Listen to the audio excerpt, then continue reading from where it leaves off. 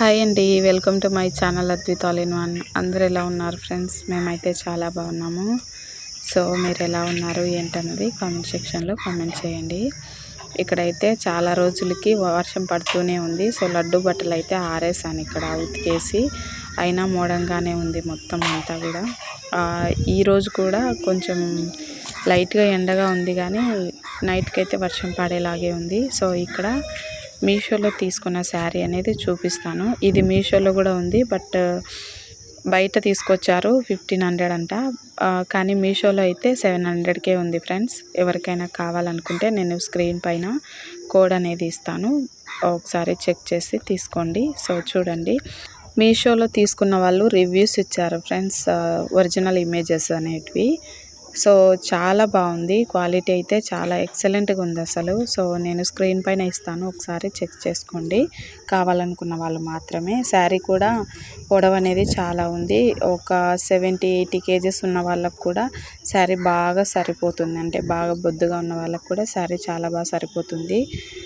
Sari cost వచ్చేసి 700. పూర్తి శారీ నేను విప్పి చూపిస్తాను చూడండి. కట్ వర్క్ ఉండటం వల్ల నాకు ఈ శారీ కుట్టడం అనేది చాలా ఇబ్బంది అయిపోయింది. ఇది మా ఊర్లో అంగన్వాడీ స్కూల్లో ఆయమ్మ ఉంటుంది కదా, సో ఆమె మా సొంతం జేజినే, మా అబ్బకి మరదలన్నమాట. సో ఆమె కూతురికి బట్టలు పెట్టాలని చెప్పి కుట్టమ్మ అని చెప్పి తీసుకొచ్చి నాకు ఇచ్చింది. ఇక్కడ కట్ వర్క్ ఉండటం వల్ల ఎక్కడ నుంచి కట్ వర్క్ అయితే స్టార్ట్ అయిందో అక్కడ ఆ క్లాత్ అనేది ఫినిషింగ్ అనేది నీట్గా లేదు. సో నేను అదంతా మడత పెట్టేసి ఫాల్ స్టిచ్ చేస్తాం కదా, సో ఆ ఫాల్ కిందికి ఇది అనేది వేసేసి నీట్గా అక్కడ ఫినిషింగ్ వచ్చేలాగా మొత్తం అంతా కుట్టేశాను. అది ఒకటి ఇరిగిపోయింది ఇంతకుముందు. ఇప్పుడు ఇక్కడ రాయి అయితే పూర్తిగా పడిపోయింది, ఆ పక్కకి ఒరిగిపోయింది. కూలర్ పాత కూలర్వి అవి ఉంటే తీసుకొచ్చి ఇక్కడ అడ్డం పెట్టాడు మా ఆయన. సో చూడండి, ఇప్పుడైతే హాలిడేస్ అయితే లేవు, సో ఎలా చేస్తాడో ఏంటో తెలియదు. చూడండి, వర్షం పడిన తర్వాత ఎంత ఇదిగా ఉందో మొత్తం.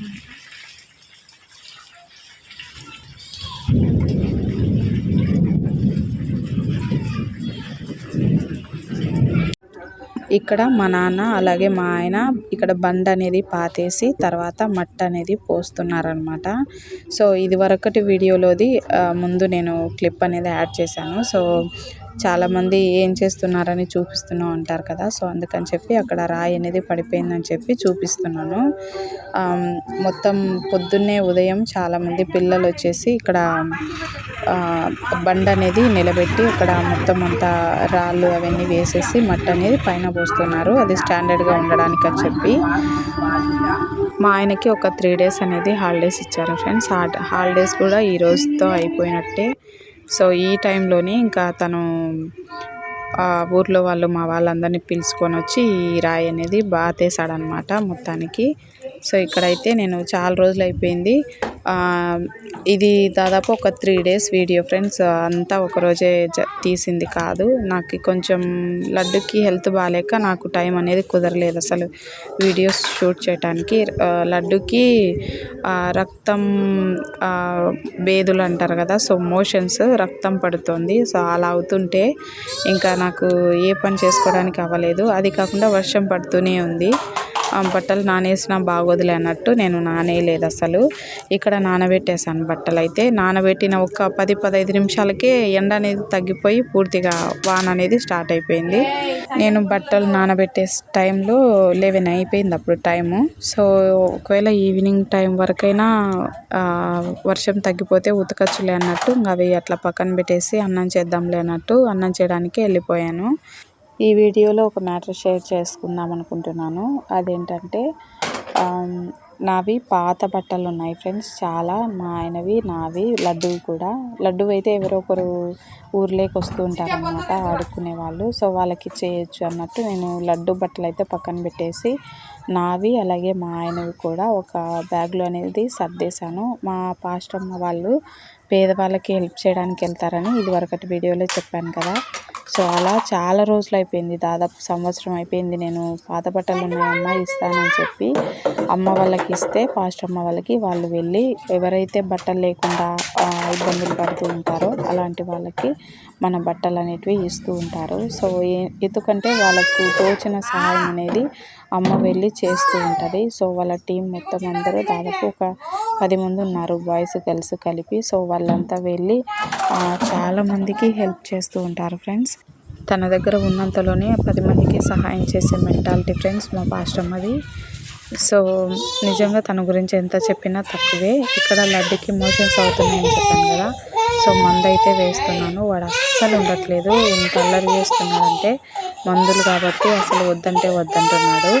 ఇంకొకటి వచ్చి అది ఒక ట్యూబ్లో ఇచ్చారనమాట. అది మనం ఆ పిల్లలకి జలుబు దగ్గు చేస్తే మనము ఒక లిక్విడ్ అనేది వేస్తాం కదా, సో ఆ గ్యాస్ పట్టడానికి అలా ఉంటుంది ట్యూబ్ అనేది. అది వేస్తున్నప్పుడు బాగా తాగుతున్నాడు, కానీ ఇప్పుడు టానిక్ వేస్తుంటే మాత్రం అస్సలు తాగట్లేదు.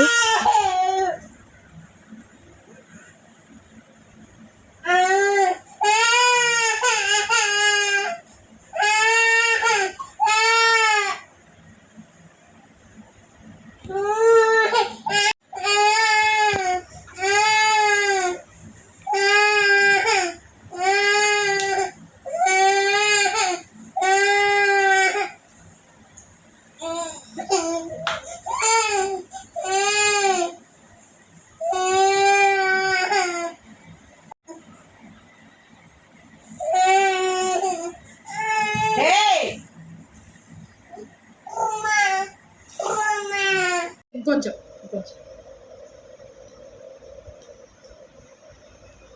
బాంది బాంది బాంది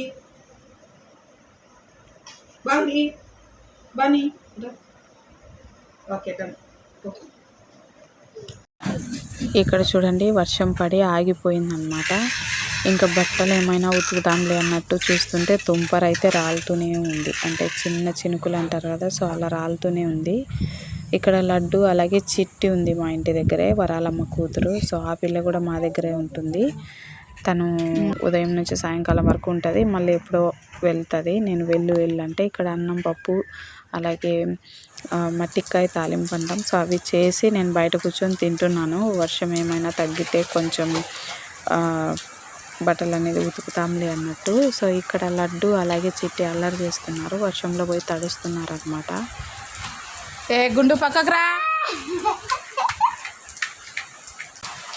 నాకైతే అస్సలు అర్థం కావట్లేదు ఫ్రెండ్స్, ఇది ఎండల కాలమా లేకపోతే వర్షాకాలం అన్నది. డే బై డే వర్షం దంచిడుస్తుంది. ఒకవేళ లేకపోతే డైలీ మొత్తం డే అంతా కూడా చిన్న చినుకులు అనేటివి పడుతూనే ఉన్నాయి. సో చూడండి, ఏంటి మా అక్క ఇలా ఉందనుకోవద్దు ఫ్రెండ్స్, ఇంటి దగ్గర ఉన్నాను కదా, సో అలాగే ఉంటాము, ఇంకా మామూలే. అది కాకుండా వర్షం పడుతుంది, మొత్తం తడిచిపోయాను నేను. ఇక్కడ బట్టలు అయితే ఉతికేసాను. అప్పటికి దాదాపు 4 అయిపోయింది. అప్పటి వరకు వెయిట్ చేసి అప్పుడు ఉతికి అక్కడ వేసానో లేదో చిన్నగా తుంపర్ అనేది స్టార్ట్ అయిపోయింది. ఇక్కడ మనీ ప్లాంట్ నేను వరాలమ్మ వాళ్ళ ఇంటి దగ్గర తీసుకొచ్చాను అనమాట. సో దాదాపు తీసుకొచ్చి వారం అయిపోయింది. వారం నుంచి అసలు ఆకులన్నీ మొత్తం వాడగాలిపోయి చాలా ఇదిగా ఉన్నాయి. వర్షం వస్తే వర్షం నీటిలో నేను పెట్టాను అనమాట. వర్షం నీళ్ళు పట్టి ఆ నీళ్ళల్లో ఈ మొక్క అనేది పెట్టాను. పెడితే చూడండి ఎంత ఫ్రెష్గా ఉందో. సో డబ్బు ఉంటే ఈ చెట్టు ఉంటుందంట, లేకపోతే చచ్చిపోతుందంట. ఇది నిజమో కాదో కామెంట్ చేయండి. హలో అండి అందరికీ.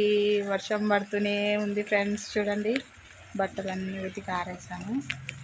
సో ఉతికి ఆరేసా, చూడండి వర్షం పడుతూనే ఉంది. సో వర్షంలో తడుస్తుంటే చాలా బాగుంది, కానీ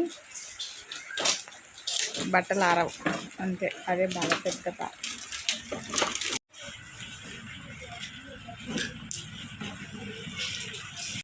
ఇక్కడ బట్టలన్నీ ఆరేసి ఇంట్లో పనంతా చేసుకొని ఇంకా బట్టలు ఉన్న బట్టలన్నీ ఒక బ్యాగ్కి సర్దేసి పక్కన పెట్టేద్దాంలే అని బట్టలన్నీ వేసుకున్నాను. పాత బట్టలన్నీ, పాతవంటే మరీ పాతవి అయితే కాదు ఫ్రెండ్స్, నాకు సరిపోనివి, అంటే నేను చాలా లావ్ అయిపోయాను, సో అలా సరిపోనివి. అలాగే మా ఆయన కూడా లావ్ అయిపోయాడు, తనకు కూడా సరిపోనివి అన్నీ తీసి పక్కన వేసాను.